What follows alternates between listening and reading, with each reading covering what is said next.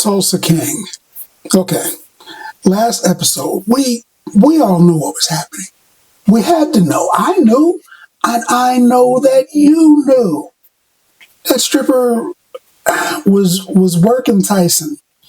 He got worked. He done got worked.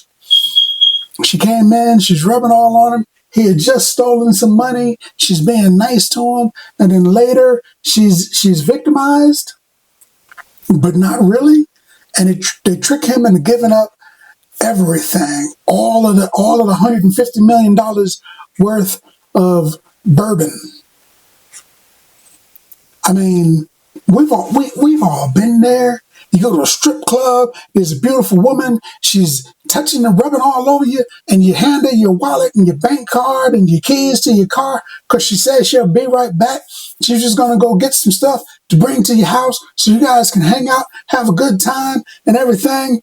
And then she never shows up, and your bank gets emptied out, your car is stolen, all your money's gone, somebody broke into your apartment. I'm talking about you, sunshine.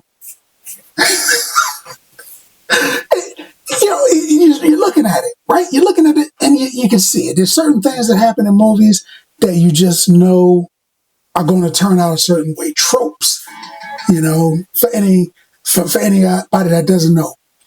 Movie tropes, things that happen repeatedly in movies that have come to be things that you expect. And as soon as that woman walked in, I was like, come on, man. Matter of fact, as soon as they walked into the strip club, I was like, all right, I know what's going to happen here.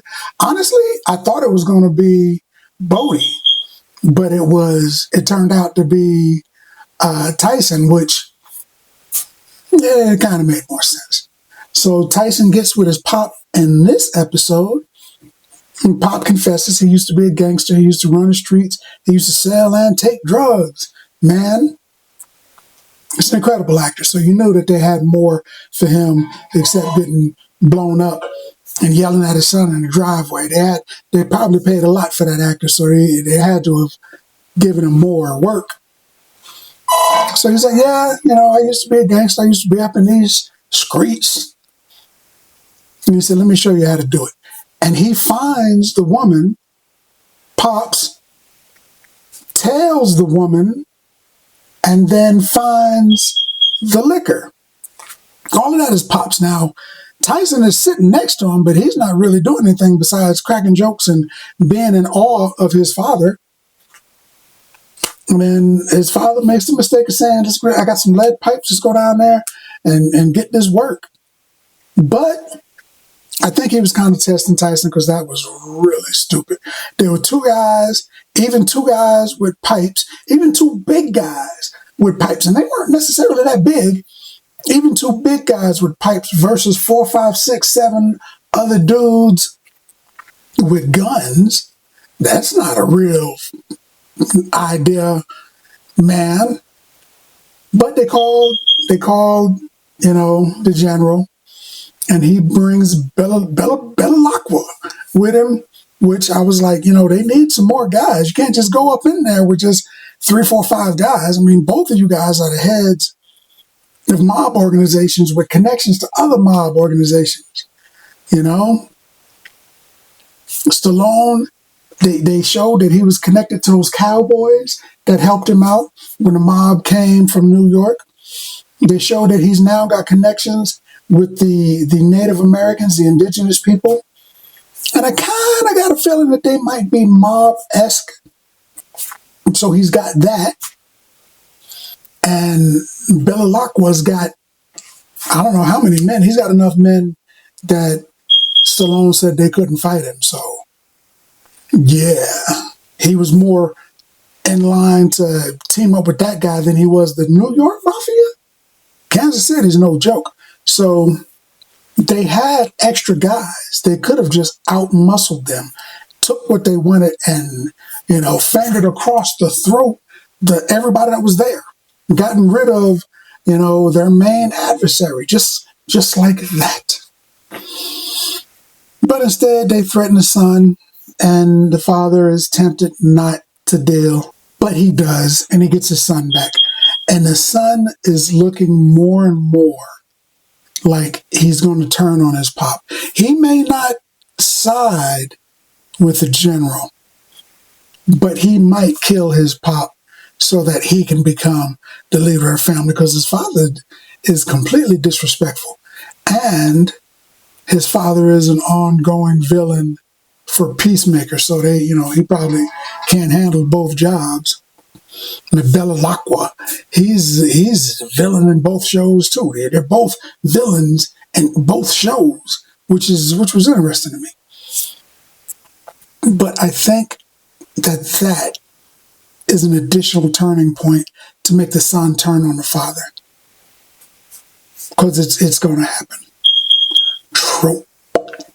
So they get the alcohol back. They've already had an incident with Tyson's father, so I don't think he's going to get axed. But I think somebody is going to have problems on the general's team. And then I think the government agent, who's clearly off the books, is going to give some type of assistance. So instead of him having the general in his pocket, eventually the general will have the government agent in his pocket, because he's going to learn something. Something's going on with that guy. The CIA, FBI type dude, something's going on with him. And he wants revenge on this terrorist bomber. Something happened. Something's going on. And something that he can't call help and backup for. He had to get a mob boss to help him. So he's going to end up in the general's pocket. And he knows everything. And people keep bringing up Armand. And he's disappeared, which I kind of think he was on his way to go see his wife, and the FBI CIA agent had his people grab him, or he grabbed him, because he knows so much about Stallone's thing and everything that's going on, and the new stuff, that I think he got a bead on him, or at least a lot of the information, when he grabbed Armand. Armand's wife is looking for him, so he never made it home. Stallone thought he was in one location, but he ain't there. Where's Armand, man? Where's Armand?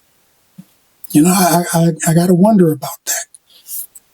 But I can see how Stallone's operation is getting stronger, and he's got New York forces aligning up against him, and he's going to eventually have a governor in his pocket. So that's going to be, it's like you see in slow motion, you see this big fist coming towards the face, and then you know that there's a shield being pulled up. So you can see things happening that are going to damage him, but you can also see things happening that could strengthen his organization, especially if he sells off all of that bourbon, that whiskey, that wine, that alcohol. If he gets rid of all of that, he's pretty much set, man. And through him, his crew is set. And he should honestly build a bigger family than what he's got. Because, Belalacqua could come in there if he felt like it, if he wanted to, and just take everything. But these guys have it wired. They know what they're doing. He lets it go. Something that I didn't notice, Bodie is mad at the man that killed his friend. And he's been torturing the guy through the internet. He's been selling off his stuff and using his credit cards to buy crap. He's been messing with the guy, not really harming him, really, but he's just been poking him. And it turns out that the guy isn't as big a horrible person, a terror, as Bodie initially thought he was. And you can see Bodie kind of softening towards him. And the dude has come to Bodie. And it's clear that he's not a really smart guy. And Bodie kind of felt sorry for him. You could see it on his face. So instead of messing with the Kansas City assassin, I think Bodie's going to end up befriending him. And maybe that's going to be an adjoining lock to help solidify Stallone's team and Kansas City guys, because Kansas City is being made an offer. You know, they people talk to each other as different dialects throughout the entire nation. Sometimes when people say something, they actually mean something else. In the Marine Corps, they called it subterfuge. You're looking at this, but this is really happening. You're saying this, but you're meaning that. And that's what's happening here, because Kansas City got a call from New York. And it was sounded like a regular conversation if two people were talking. But you could tell by the looks on both of their faces that what he was really saying was, hey, if you decide to take over Stallone's operation, you have the backing of New York. We'll help you. We'll even get rid of the bodies if such a thing comes up. And you and I will make a deal and split this stuff in a different way that's probably more favorable to you. He didn't actually say all that stuff, but it was implied. It was implied. It's like when a mob boss stands next to his number one hitman and he says, those guys over there, yeah, they're a lot of trouble. Sure wish somebody could do something about that. He didn't actually ask him to do anything. He didn't actually give him an order to do anything. He didn't even really suggest it. Not really. He just talking whimsically to the man that does that particular job. He heard it, he took it, and he ran with it. So that when they go to court, they can't, well, they never actually asked that, Your Honor. They got that kind of a thing. So he speaks to Kansas City in that tone, but he's really telling him that he's got the green light to do whatever he wants, and New York will back him. I don't know, man. I don't know. It's interesting. I don't know what's going to happen with that. But he's got a bigger contract, I'm thinking, with DC than what Stallone is getting for this TV show. So he's out. You know, maybe he gets killed, or maybe his little nephew, that's his cousin that's in New York, takes his place and gives a better deal to Stallone. I don't know. There's a lot of moving parts here, but it's a good show. In fact, I would say it's a great show. In fact, I would give Tulsa King so far, including this episode,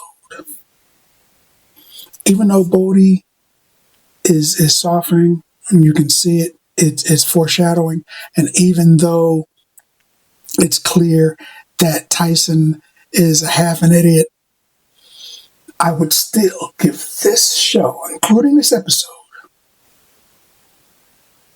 9 bags of popcorn so far, including the episode, not exclusively the episode, but including this episode, 9 bags of popcorn. Because that's what I think about that. More importantly, what do you think about that? Now that you had a chance to look at the video, let's talk about it some more in the comments. And as always, if you like the video, if you like the content, subscribe. And then like.